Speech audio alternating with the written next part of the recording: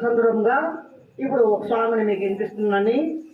చెలియా నీ వైపే చూస్తున్నా కంటపడవా ఇకనైనా ఎక్కడున్నా నిద్రపోతున్న రాత్రి నడిగా గూటికి చేరిన గువ్వలు నడిగా చల్లగాలి నడిగా ఆ చందమామ నడిగా ప్రియురాలి జాడ చెప్పరేమని